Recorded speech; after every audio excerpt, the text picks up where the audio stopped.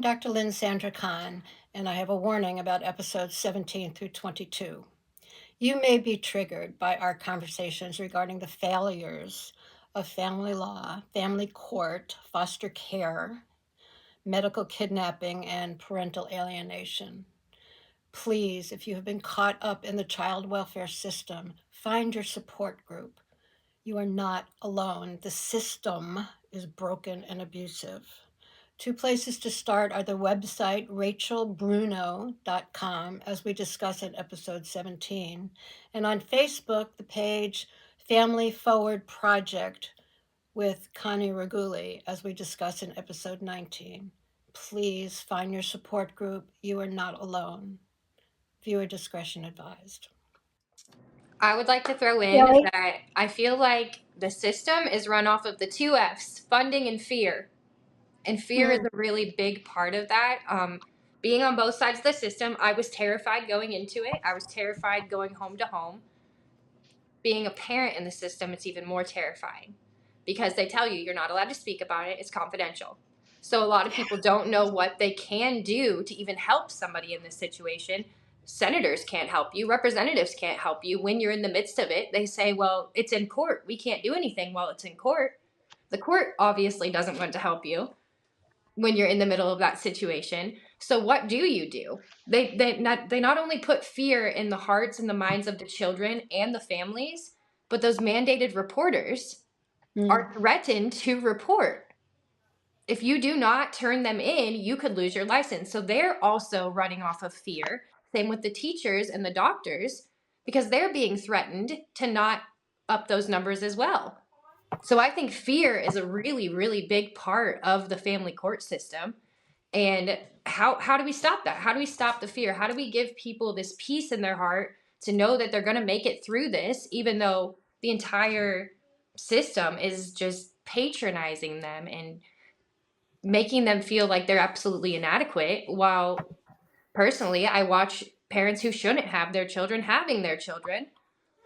Drug charge after drug charge, a child dies and they still get to keep their other children, even though drug involvement. And then why aren't these children removed? Why are they going off of families, number one, that are impoverished, and number two, Christians, homeschoolers? Like, there is a theme on the children that they take as well. And I would put all of my eggs in the basket to say that they take foster children's children.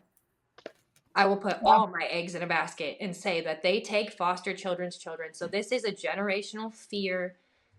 How do we fix fear? We know that we got to deal with the funding, but how do we fix the fear? That's to get rid of the confidentiality. That's to let our senators and our representatives know what's happening. As easy as looking at who's on your child welfare branch in your state and contacting them, watching them in their hearings, and see how they interact, how they talk about the children, and figure out which ones you think you can have an open conversation with. I've got two, thank the Lord, we've got two really, really good representatives on our child welfare committee this year, and I've set up appointments with both of them, and that's all I can say to do to help is try to find the people with some type of power who can help you. And support the people that actually understand the situation, even if it's just a thank you. Right. So, Terri, did you want to add something? Yeah, let me address real quick what Bailey said about why they take kids that from loving parents and then they leave the ones in the families where everybody knows that there is real abuse and real harm going on. That was the $1 million question. Like everybody was asking that when I was researching medical kidnap stories. And about a year into there, I kind of figured it out, and then it's been definitely confirmed by whistleblowers and even a judge. They're looking for adoptability. Thanks to the Adoption and Safe Families Act of 1997, the Clintons, baby, it rewards states for taking children, placing them in care with strangers, and adopting them out to strangers.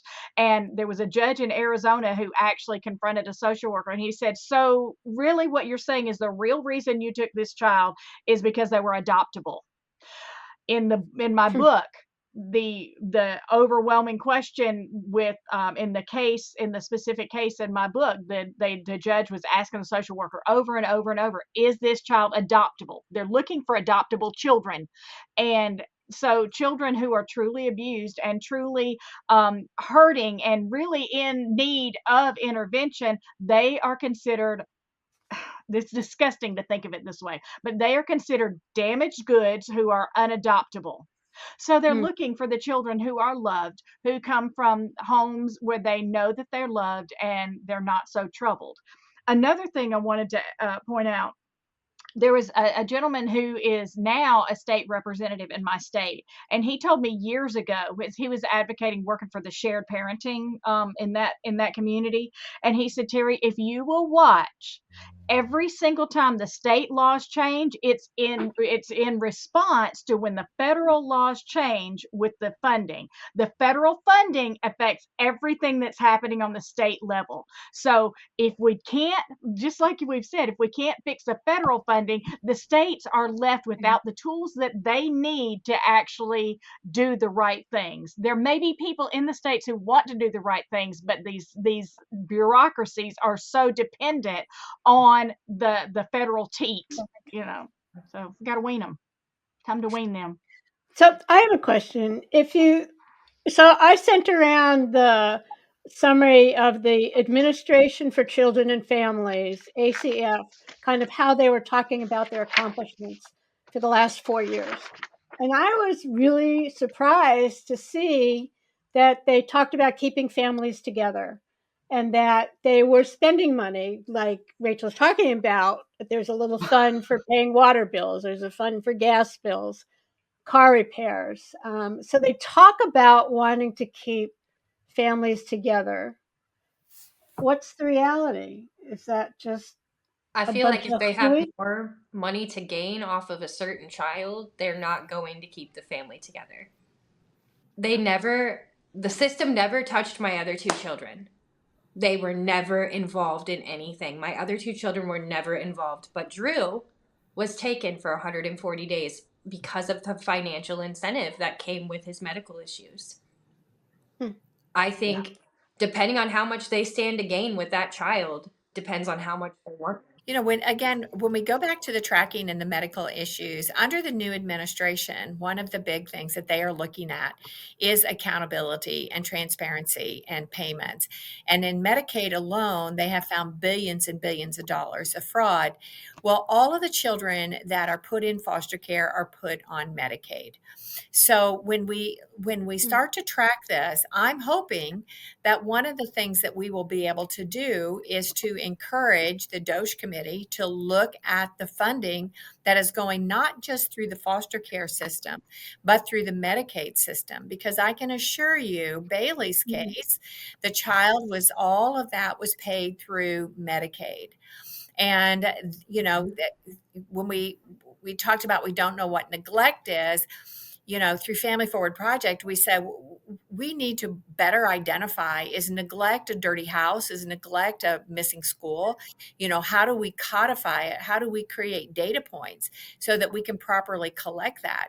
But the one thing we can collect that we already are tracking is the children's Medicaid benefits. Are they being put on psychotropic medications? Are they being vaccinated? They vaccinate. And, they did it with Rachel's children. They did it with my clients' children. They take these foster kids and they vaccinate them regardless of what their prior vaccination history is. So we can track that pretty much immediately. I'm hoping to turn the DOSH committee onto the tracking of Medicaid with kids in foster care. But in addition to that, I'm telling you, as I sit here today, that the federal government has absolutely zero oversight on Title IV funds. Zero. The Administration of Children, Family, and Youth, all they are is an administrative agency. All they are doing is dishing out the funds. There is no requirement, there's no audit requirements for these agencies on the question of, was this child wrongfully removed? Was this child removed for medical experimentation? Could this child have been returned to family members or to the parent in shorter cycle? I mean, somebody said 18 months. I'm working with a mom right now. She's going on year 3 and just cannot get past the corruption in the system. So what information is out there? How can we immediately turn it on? And how can we get oversight? And that's what I'm pushing for right now, is audits and oversight. Well, it's really been powerful to hear what you had to say, all of you.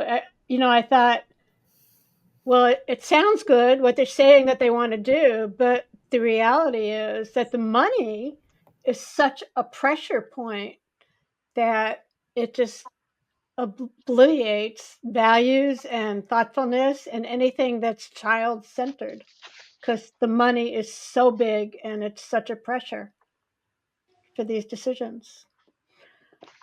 All right, well, maybe we'll make this 2 episodes. So any closing thoughts? I mean, my closing thought is I thought it had that what was going on inside the agencies had more to do with it, but it seems like they can't get past all that money. Yeah. And it's just going to have to be a really big political blow up. Yeah. So let me just, people understand. yeah. So let me just, final comments. Go ahead. right.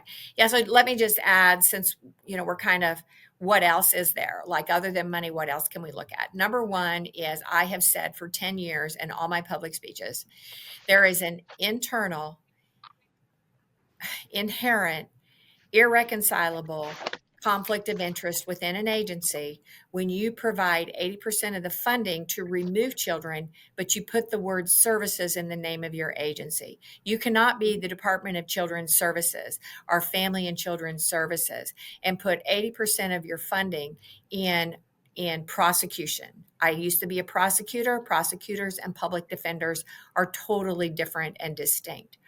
The other thing is, because of that conflict of interest, we cannot get in place proper leadership at the state level. Okay. So in Tennessee, we've had a Department of Children's Services since 1995. I have been practicing law. I've lived through every single commissioner. I think we're up to the 8th commissioner now. And I've looked at and scoped out every single commissioner.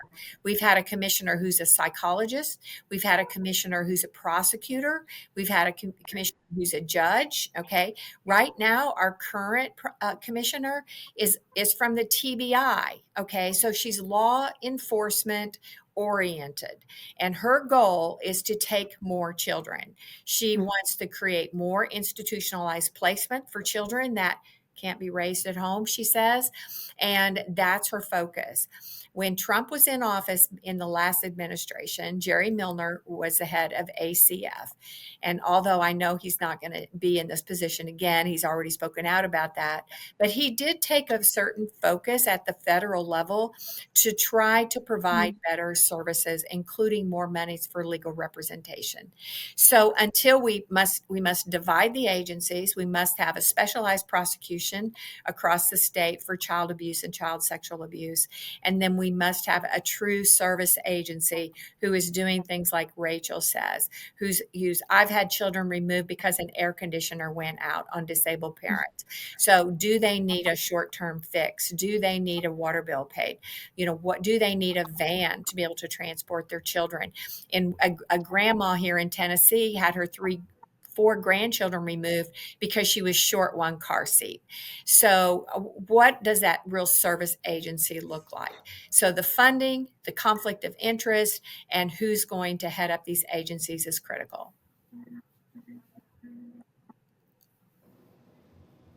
Leadership. Yeah. I would add all right, closing out. Rachel. I would add transparency. I think, as the current administration is showing, sunlight is the best disinfectant. And I think if more people were aware of just how corrupt the system is, I think a lot more people in our community would step up to the plate to help these families. as opposed to calling CPS and reporting them for stupid things because they don't know what is going on behind that curtain. Yeah. So I think everybody needs to be aware and should have access and know what is going on behind those doors. Bailey, final comments? I think my final comment would be mostly to the viewers about when you feel powerless, have you called representatives? Have you called senators? Have you sent emails? Have you done something about the issue before you complain about it? And I say this as after being a foster child myself, I fought the system, and there's retaliation involved when you do that. Connie could tell you all about retaliation. But my son also was taken in the midst of me trying to fight this system that took me from my mother. So what we need to do is everybody needs to take time out of their days. I know you have 24 hours just like everybody else, but one email does not take a long time. And the more people who do speak up and who do stand against this, it's we the people, guys. This is America. Yeah. We have the say. And maybe we've been told for so long that we don't, but we do. So send those emails to Doge. Send those emails to your representatives and do something. Stop sitting on your couch absorbing the next reality TV show and do something to change the world you're complaining about. That's my final thoughts towards the viewers. And that's specifically at my generation. Get off your couch and do something. Beautifully said. Thank Beautifully you. said. Terri. One of the things that we are still fighting is with medical kidnapping. We're fighting Big Pharma because children who are wards of the state can legally be used for medical research and drug testing without their parents' knowledge or consent. There was a bill back in 2014, a federal bill to say, hey, you can't use federal funds to use foster kids as lab rats or guinea pigs, but that went nowhere. But that was then. This is now, and I think that it's really getting close to time to really make that a possibility, because even if you're fighting not only Child Protective Services, but you're fighting Big Pharma. Because if your child is in a medical research study, that child may be worth $1 million to a research study. You can't fight that. Nobody's got big and deep enough pockets to really fight that. So let's give tools back to the families to fight for their own families. Well said. Kathy? I'm in awe. I had not spent that much time, in this particular field. And I just, wow. It's scary. I mean, I think about my own kids, and grandkids and great grandkids. It is scary. It is scary. But it does seem like there's some new energy to get the word out and kind of do what you've all been saying, is reach out to the people who have a stake in this, reach out to the people who have an opinion about it, and try to educate everybody. And if you Connie, think you can be a voice for everybody. Connie, you look like you had one more thing to say, or you? Well, again, I just want to thank you and thank you for even, bringing people together, for asking those questions, for putting it out in a platform to another audience. I have worked social media. Rachel works a lot of social media. Bailey works a lot of social media, and we're all, starting keeping the chatter going. You've got to, it wasn't one person who said slavery doesn't work and slavery was abolished. I mean, it took a whole rumble. It took a whole roar. And over the past, probably about a year and a half ago, my prayer was that the roar would heighten to another level, because I've been talking to parents for years and I've been talking to state legislators for years, but I'm like, we need college professors and we need organizations, we need another level of involvement. So through LinkedIn, just for your audience, I do probably most of my activity on our Facebook groups and the Family Forward Project. Also, I do some with TikTok, YouTube, Instagram, a little bit here and there. I'm also using LinkedIn to be able to associate with other professionals in areas other than just law. So, as a lawyer, I'm going to say your world is pretty small. You chitter chat with lawyers all the time, and that's just about as far as you go, except for your own immediate surroundings. So in LinkedIn, I've been reaching out to other college professors. The American Bar Association now has the NTPR initiative. So I'm attending several conferences coming up in the next few months. I have submitted to be doing presentations at those conferences. We're doing training on the Family Forward Project website to be able to educate. And my goal is to educate, motivate, activate, and engage. Okay, well, thank you all again for putting yourselves out there and sharing your stories and your persistence. I mean, this is like 100 years of working these issues represented here, I think. So thank you again. And we will put all those links and that information in the show notes for this video, this episode, which I think will now be episodes 21 and 22. So thank you. Thank you. Thank you. Thank you.